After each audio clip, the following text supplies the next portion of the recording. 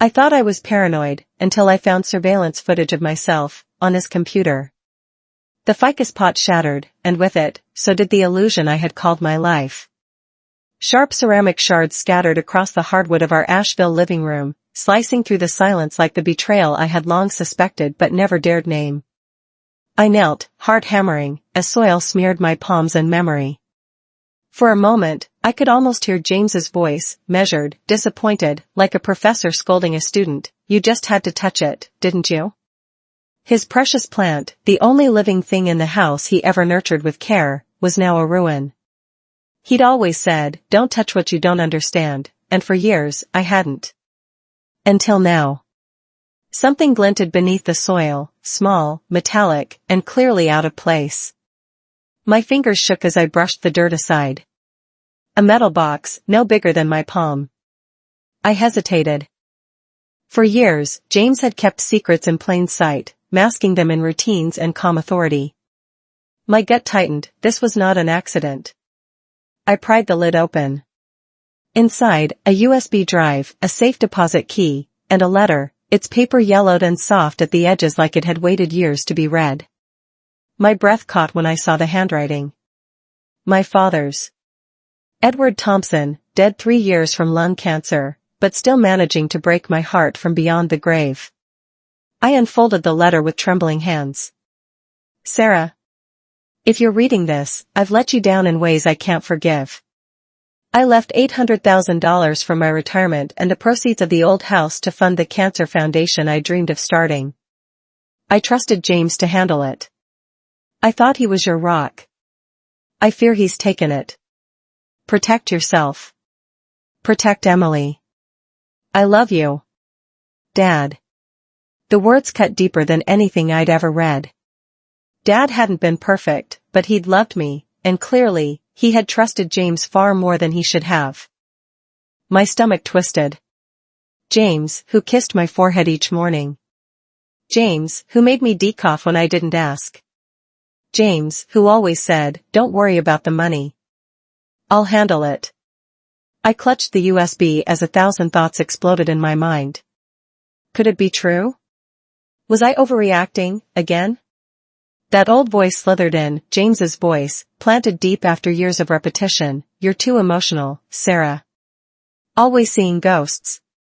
I'd spent years doubting myself, letting my marketing career slip into freelance gigs and low-profile clients because James had said I didn't need to outshine him. I just want balance, he said.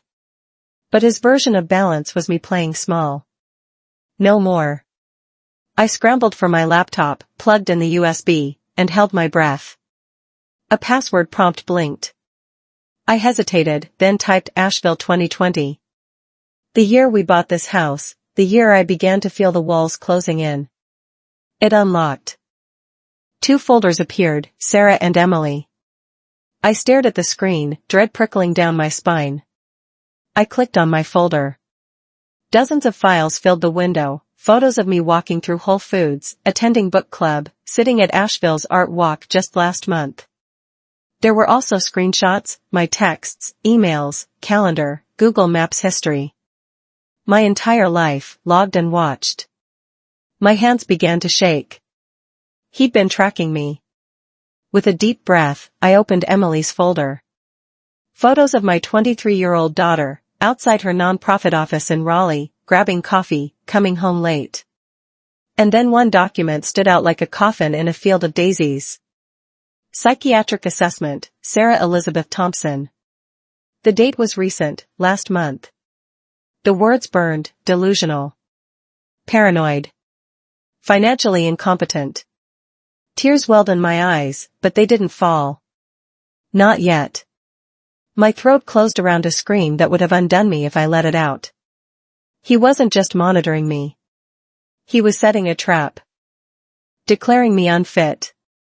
So he could take everything, Dad's money, my credibility, maybe even Emily. I thought back to last night. James had snapped when I moved his laptop while cleaning. Don't touch my stuff, Sarah, he'd muttered, voice low and dangerous. I'd apologized, like always. But now I saw the pattern, his control wasn't love. It was armor, weaponized with precision. My phone buzzed. James. A text. Hey, Han, all good? He was at a tech conference in Charlotte. Supposedly. I stared at the screen. I typed, just relaxing. Miss you, and hit send, my fingers numb. I needed time. Time to think. Time to run? No, not yet. Emily's voice echoed in my head from our call that morning. Mom, you sound off. You've been off. Therapy's not failure, it's survival. And it's not about James. I'd brushed her off, said I was just tired from working late. But she knew. She always knew. And maybe I had known too, deep down where I refused to look.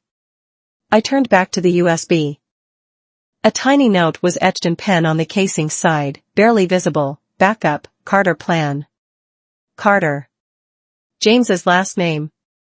My heart pounded. His mother, Margaret, came to mind. Always cold, always whispering to James at family gatherings when I walked out of the room. Last Thanksgiving, she'd smiled with pursed lips and said, "You've got to be careful, dear. Sarah doesn't always make sound choices, does she?" I'd laughed it off. Now it chilled me. Then Robert, James's brother, slippery, smug, too friendly. At last month's brewery meetup, I'd caught him staring at me like I was already a story he knew the ending to. My skin crawled. This wasn't just about betrayal. It felt like conspiracy. And I was the one being erased. I stood up, brushing dirt from my jeans, as the lights outside flickered through the window panes. I thought of Dad, his warmth, his belief in people, his blind trust in James. Some lies, he used to say, are like roots. Let them grow long enough, they'll strangle everything you planted. They had. But not anymore. I grabbed my phone and dialed the one person who'd never bought into James's facade, Laura Hayes. My cousin. A lawyer. Fierce, foul-mouthed, and loyal as hell. It was late, but she picked up on the second ring. Sarah? You okay? Her voice cracked my composure. No, I whispered. James stole Dad's money. He's tracking me.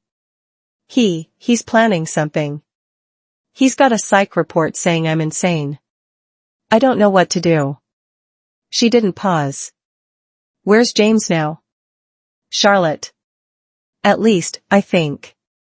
Good. Listen carefully. Get that USB and the key to me first thing tomorrow. Don't let him know anything's off. Not yet. I'm scared, I admitted, my voice breaking. And you're allowed to be. But he doesn't know that you know. That gives you power. Use it. Keep your cool. We're going to bury him. I wiped my tears, breathing shallow. For the first time in a long while, I felt something under the fear, anger. Cold, sharp, and alive. Maybe I hadn't imagined everything. Maybe I wasn't crazy. Maybe I was finally waking up. I ended the call, but my body didn't move.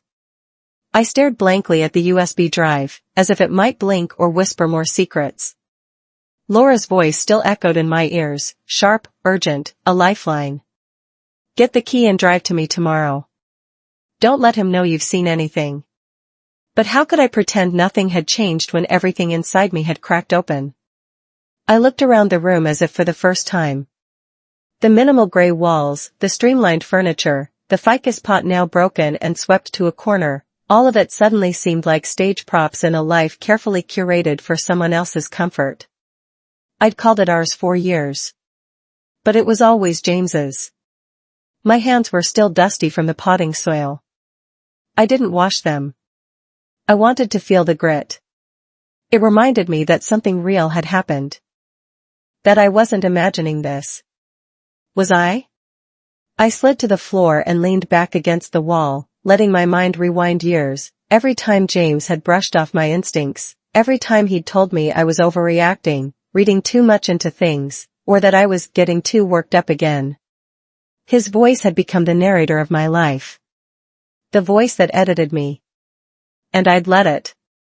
How long had I been shrinking without realizing? I needed to do something. Anything. I stood and went upstairs to our bedroom. His scent still clung faintly to his pillow, cedar and mint. I turned away.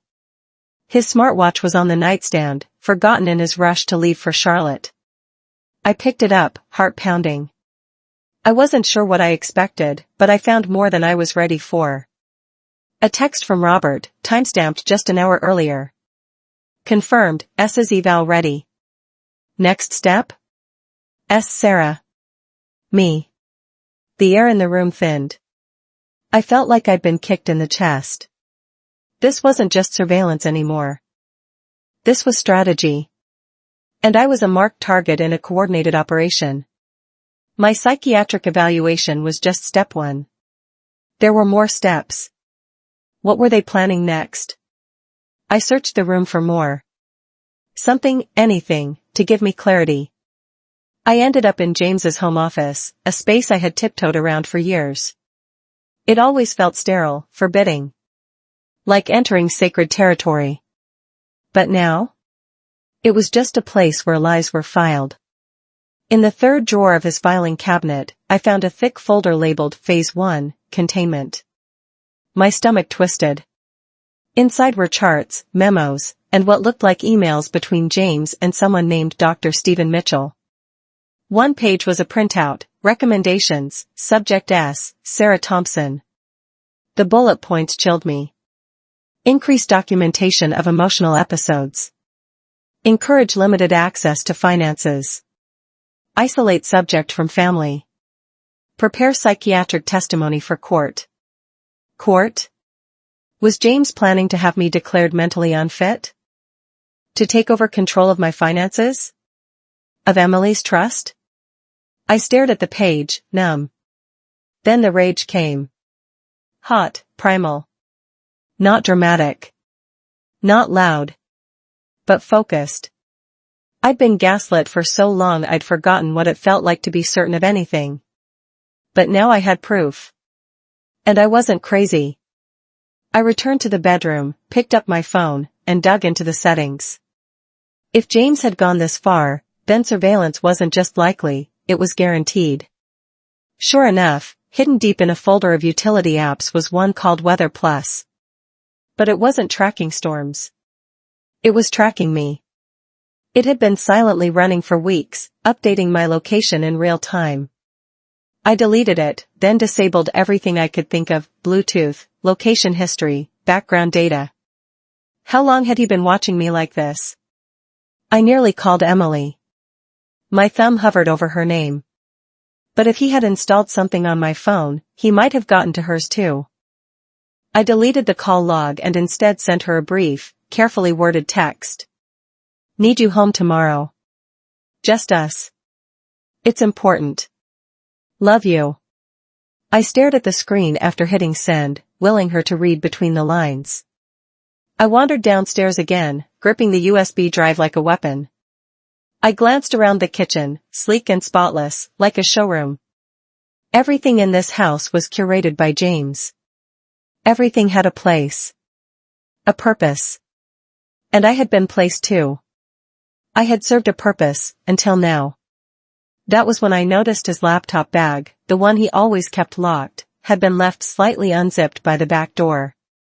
Curious, I reached in and pulled out a notebook. Not one of the black leather ones he showed off at meetings, but a plain spiral-bound pad, old and worn. I flipped through its pages. Most were filled with numbers, calculations, account names I didn't recognize, dates cross-referenced with initials. But one page stopped me cold. Carter Plan, Phase 2, Leverage S versus JC. Finalize Evaluation Report. Move Funds Q2. Risk, Exposure via E-Action, Contain Emotionally. JC Jennifer Collins? From my book club? I sat down hard, the notebook in my lap. This wasn't just about me anymore. This was wider. Larger. And dangerously close to completion. Suddenly, I heard it. A soft tap. Barely a knock, more like the scrape of knuckles against glass. I froze. It came again. Delicate. Intentional. I inched toward the back door and peeked through the blinds. A figure stood outside, face shadowed by a hood. One hand raised, holding a phone. The screen glowed faintly in the darkness, casting an eerie light on the figure's chest. They didn't knock again. They just stood there.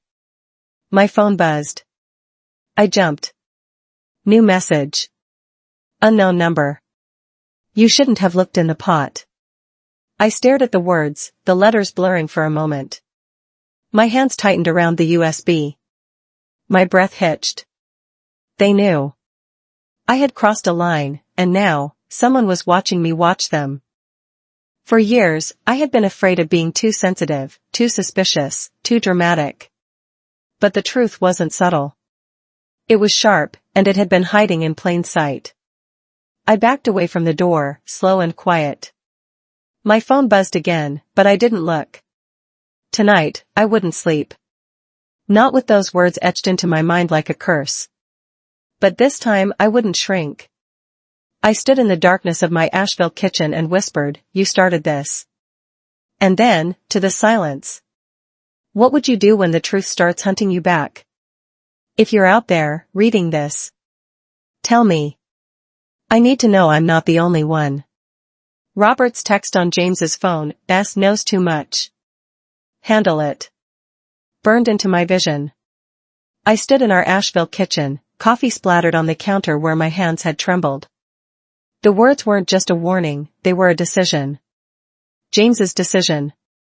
And now, he was home. I heard the door click open before I saw him, smooth as ever, like nothing had shifted.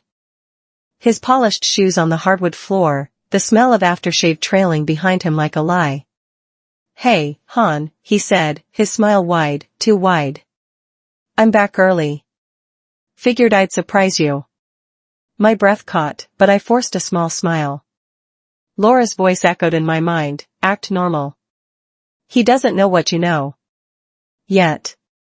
"Nice surprise," I said, wiping the counter as if I hadn't just read the message that confirmed my husband saw me as a threat to eliminate. His eyes narrowed slightly, reading my body language. "You seem off," he said casually, putting down his bag. "Rough day?" I shrugged. "Just tired. You know, work." I poured myself another coffee, my hand steadier now. "Did the conference go well?" James leaned against the kitchen island, his head tilted. "Good. Exhausting. Lots of pitches, but you know how it is." His tone was easy, but I saw the flicker behind his eyes, calculation. He was gauging me. Wondering what I knew. What I'd seen. That's when Emily stepped into the room. "Hi, Dad," she said, trying to sound casual, but her voice was strained. James's head turned. "Em? You're here early." His eyes scanned her, then glanced at me again. I answered for her. "She just got in. Wanted to check on me." He nodded slowly. "How thoughtful." We made small talk over coffee. The kind of hollow, polite chatter that felt like glass, one wrong move and everything would shatter. James's eyes never stopped watching. Not really.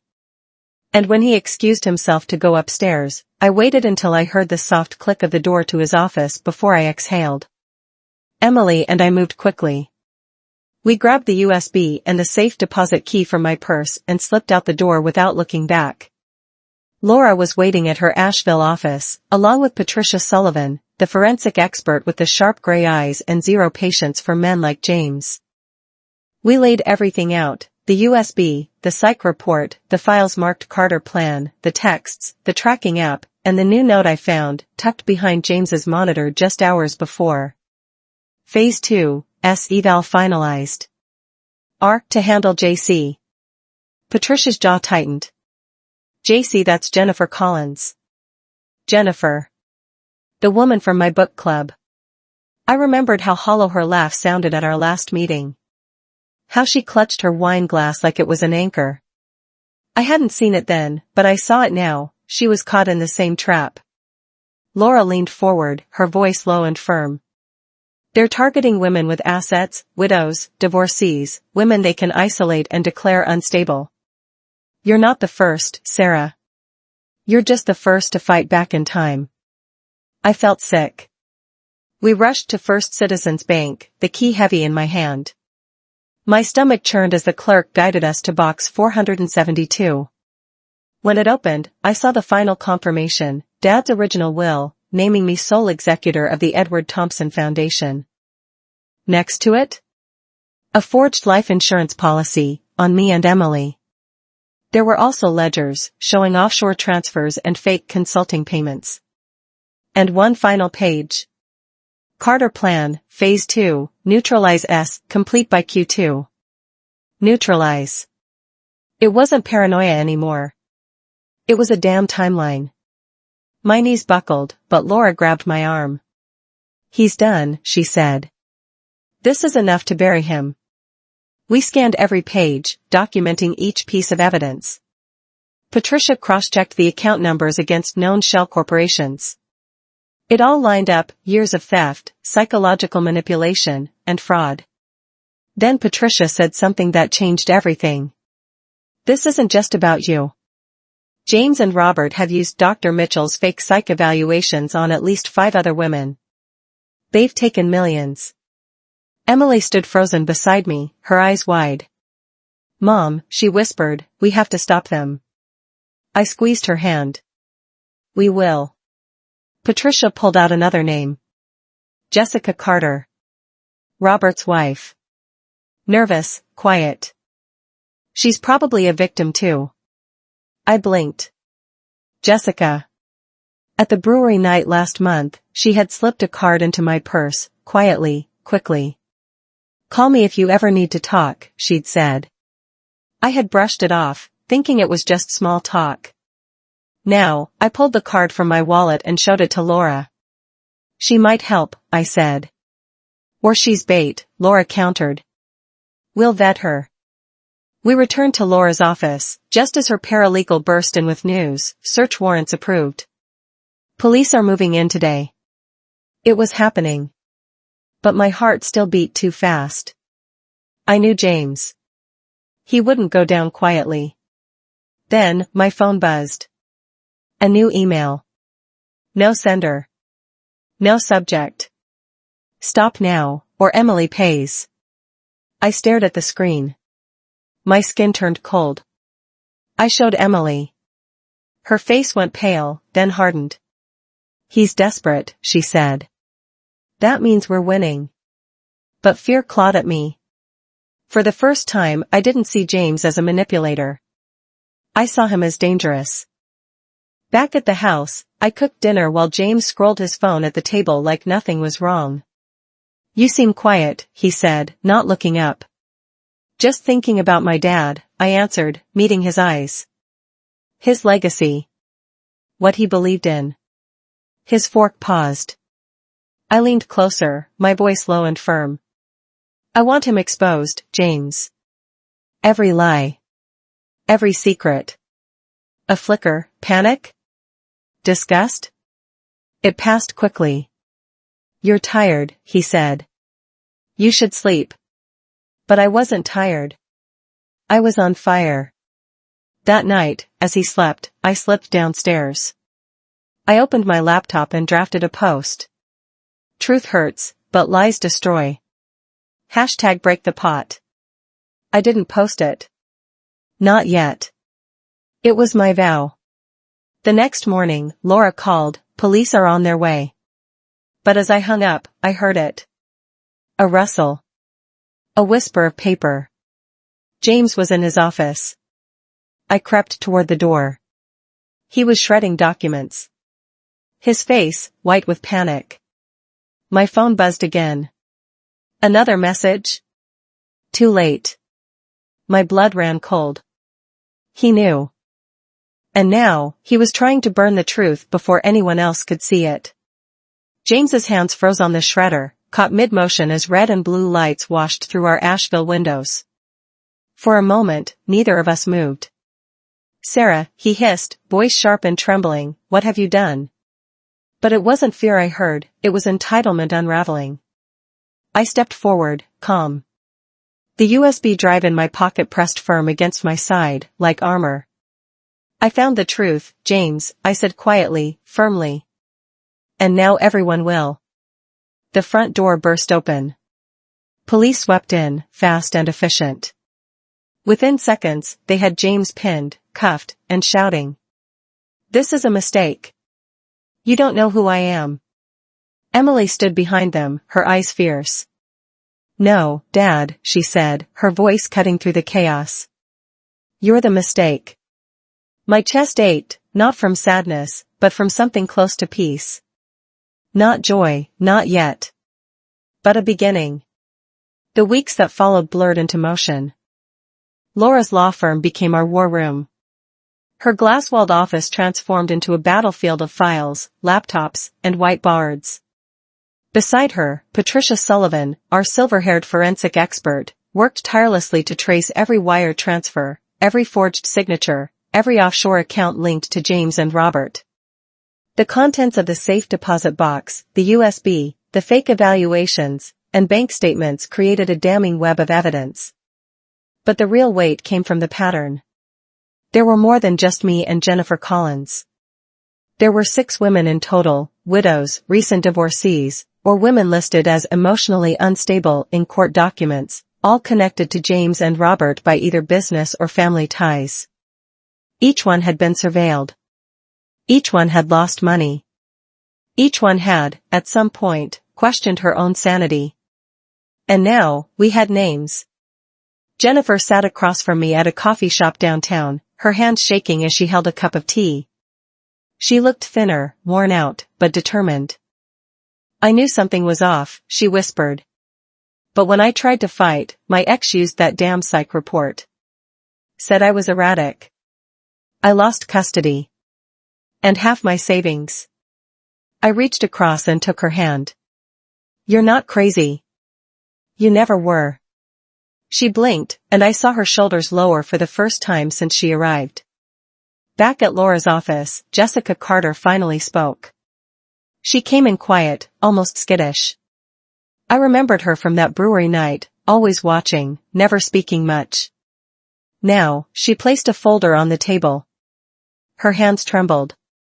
I didn't know what they were doing, she said. Not at first. But I started noticing odd conversations between James and Robert. Late-night calls. Money disappearing. When I found a copy of one of the fake evaluations, I confronted Robert. He said I wasn't thinking clearly. Patricia looked at her gently. You're safe now. Jessica nodded, tears threatening to spill. I want to help. I can testify. I can tell them what I saw. I looked at her, and saw myself. Not the same life. But the same story. Women convinced they were the problem. Gaslight. Managed. Silenced. No one's silencing us anymore, I said. From that day, the case exploded. Local news picked up the story, Asheville husband accused of financial conspiracy against wife, multiple women, and it spread like wildfire. Patricia traced the offshore accounts to a consulting firm in Belize tied directly to James's shell company. Robert was arrested 2 days later, caught trying to destroy files in his garage. Margaret, James's mother, was pulled into the spotlight too. At first, she denied everything. I just thought Sarah was always fragile, she told a reporter. But when subpoenaed emails between her and Dr. Mitchell surfaced, discussing how to position Sarah as erratic, her role became undeniable. I didn't feel triumphant. Not yet. Just steady. Focused. Alive in a way I hadn't felt in years. We filed charges: fraud, conspiracy, identity theft, unlawful surveillance, attempted coercive control. For every lie, we had evidence. For every manipulation, a document. The case wasn't just strong, it was solid steel. Still, even with the arrests, the trials, and the headlines, the pain lingered. Not just for me. For every woman who had been told she was crazy when she was, in fact, being hunted. That's why we started the foundation. The Edward Thompson Foundation, named after my father, was more than just a tribute. It was a mission. We used the recovered $800,000, every cent James had hidden, to fund cancer research, yes.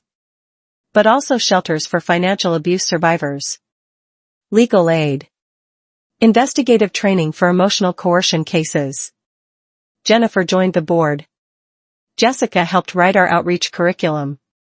Emily, fierce and tireless, used her nonprofit skills to coordinate grants. And I returned to marketing, with purpose. I didn't just rebuild my career. I rebuilt myself. One evening, I stood in front of a camera, beside the replanted ficus in my new apartment. Its leaves shimmered in Asheville's dusk light. I hit record. My name is Sarah Elizabeth Thompson. I was married for 23 years to a man who loved control more than truth. I found his lies in a broken plant pot. But I also found myself. Truth hurts. But lies destroy. If you've ever been told you're too sensitive, too unstable, too emotional, listen closely. You're not broken. You're being broken. Break the pot. See what's been buried. I ended the video with one phrase, #BreakThePot. It went viral. Thousands of women commented, then tens of thousands. Stories poured in, from Atlanta, Seattle, Dublin, Tokyo. Women, and men, who had been silenced. Undermined. Told they were imagining things when they were, in fact, the only ones seeing clearly. We created an entire platform around that hashtag. It wasn't just a call to action, it became a way out. In an email from a woman in Indiana, I read, "I saw your video. I checked my husband's storage unit. I found the proof. You saved my life." That night, I cried. Not because I was sad. But because I was free. 10 years ago, I shattered a pot and everything I thought I knew fell with it. But the roots beneath? They weren't dead. Just buried. And now, they were growing. 10 years have passed. I'm 57 now. My hair is streaked with silver, and my laugh has lines to prove I've earned every year. I live in a sunlit apartment on the east side of Asheville, wooden floors, warm lighting, and one corner filled with plants that thrive in peace. Among them, the ficus. Yes, that same ficus. Not the original one, of course, that one shattered along with the lie I called my life. But a new one. Rooted. Replanted. Flourishing. I water it gently each morning, not out of routine, but out of gratitude. Emily is 33 now. She leads a financial crimes task force in D.C. A lioness in heels. Her voice carries my father's steadiness and her own hard-won fire. She calls me every Friday. Sometimes to vent. Sometimes to laugh. Always to love. The Edward Thompson Foundation is no longer a local nonprofit. It's national. We've opened 12 branches, funded over 300 legal cases for women in coercive control situations, and trained more than 1,000 professionals in identifying non-physical abuse. Our annual gala sells out months in advance. Jennifer Collins, now an attorney, leads our litigation wing. Jessica Carter published her memoir, Buried in Plain Sight, and tours the country speaking to survivors. Helen Davis, who joined us at 82, still volunteers, passing out pamphlets at local clinics with a voice that cuts through doubt like a blade. No one's too old to start over. Sometimes I wonder if my father sees all this. I visit his grave on quiet mornings, press our annual report into the grass, and whisper, "We did it, Dad." He didn't win. You live in every life we've helped. James wrote to me once from prison. A handwritten letter, neat, practiced, manipulative. We had 23 years, Sarah. Surely there's room for forgiveness. I tore it up before I finished reading. Forgiveness, I've learned, is a gift I give myself. Not a door I reopen. As for Margaret, she faded from the public eye. After the email leaks confirmed her role in the setup, she vanished from social life. I don't hate her. I see her clearly now, a woman so obsessed with control, she shaped her sons into predators. Some legacies rot from the root. But we chose a different kind of root. At our 10th anniversary gala, held at a converted farm-to-table barn just outside Asheville, I stood before 200 survivors, advocates, and allies.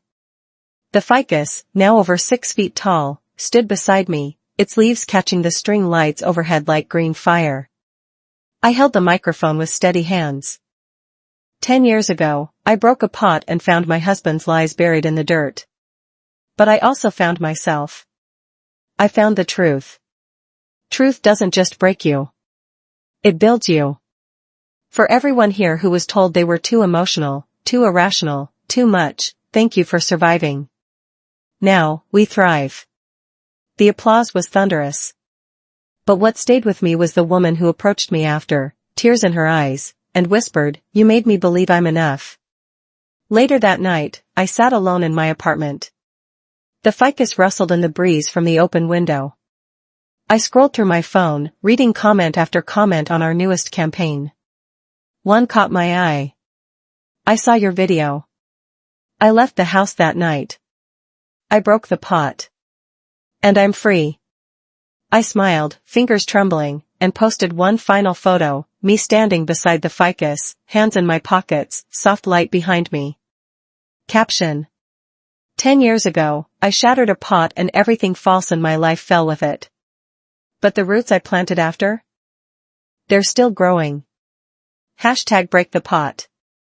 What truth did you have to break through to become who you are? The comments poured in. But I didn't read them all. I didn't need to. Because I know now. I'm not just Sarah, the woman who was betrayed. I'm Sarah, the woman who broke, then bloomed. And I'll never shrink again.